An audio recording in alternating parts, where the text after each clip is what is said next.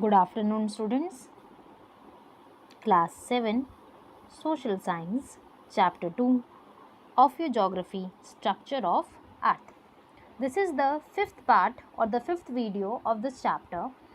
In this video, we will study about the lowest part, the innermost layer of the Earth, which is the core and which is also known as barosphere.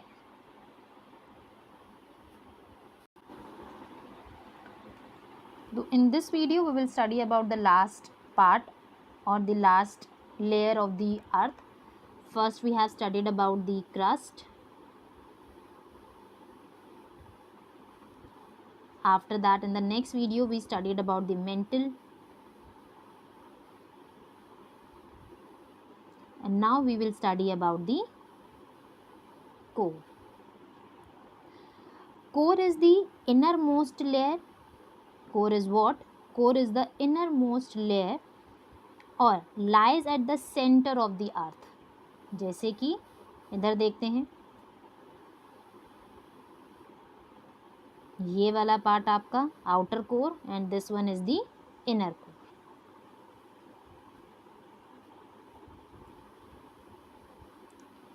When we talk about the core part, again बेटा जिस तरीके से हमने mental का division देखा है, हमने आपके क्रस्ट का डिवीजन देखा है, दो पार्ट्स में डिवाइड होता है, सेम इसी तरीके से हमारे पास आपके जो कोर वाला पार्ट है उसका भी दो पार्ट्स में डिवीजन किया गया है.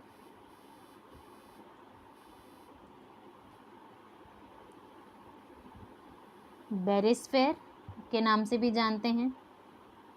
इसकी जो थिकनेस है वो अराउंड है 3,500 किलोमीटर्स. टेम्परेचर का जो रेंज है बेटा वो बहुत ज़्यादा रहता है और इतना ज़्यादा है कि हम वहाँ पर किसी भी सब्सटेंस का यूज़ करके उतने डीप में अर्थ के नहीं जा सकते. तो 3,000 से लेके 5,000 degree Celsius which is very very very hot.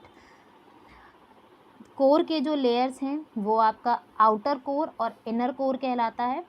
Outer core and inner core, यानी कि कोर को भी हमने दो पार्ट्स में डिवाइड किया है. The first one is the outer one and the next one is the inner one.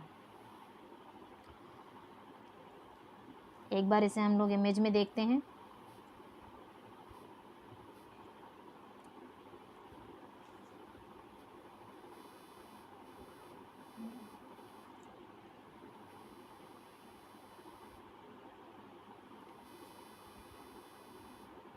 हम लोगों ने बेटा जो लास्ट वीडियोस में देखा कि जो हमारे पास कोर और मेंटल का जो बीच का लेयर है उसका भी हमने एक नाम देखा है.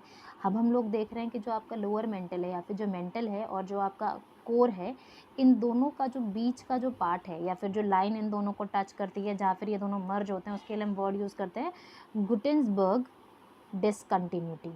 ठीक है. और एक चीज़ यहाँ पर आपको और लर्न करनी है कि आपके पास आउटर कोर है, इनर कोर है और इन दोनों के बीच के पार्ट को आप क्या कहते हैं? Lehmann discontinuity. डन. यहाँ पर एक वर्ड लिखा है NiFe. तो Ni stands for nickel, then F stands for iron, then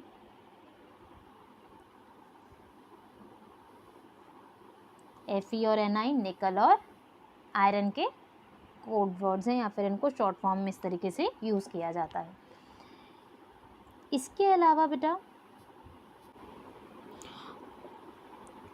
core के दो लेयर्स हैं बेटा हमारे पास, आउटर कोर और इनर कोर, जैसे अभी हम लोगों ने इस पिक्चर में भी देखा. आउटर कोर एक्सट्रीमली ज़्यादा हॉट है. ठीक है. और जब बेटा हम लोग आउटर लेयर की बात करते हैं ना इसके, तो वो आपका थोड़ा लिक्विड फॉर्म में है, मतलब थिक लिक्विड फॉर्म में है. और जो आपका इनर कोर है वो सॉलिड स्ट्रक्चर में काउंट होता है. ठीक है. इसे आप चाहें तो लिख सकते हैं. इसके अलावा बेटा the inner core is hotter. जो आपका इनर कोर है वो ज़्यादा गर्म होता है as compare to the outer core, बाहर वाले कोर के कंपेयर में. और उसी के कंपेयर में जितना ज़्यादा वो हॉट है उतना ही ज़्यादा वो सॉलिड स्ट्रक्चर में भी है और एक्सट्रीमली प्रेशर वहाँ पर आता है. हम लोगों ने हैवी मेटल्स के बारे में बात की जो कि वहाँ पर अवेलेबल हैं, निकल और आयरन।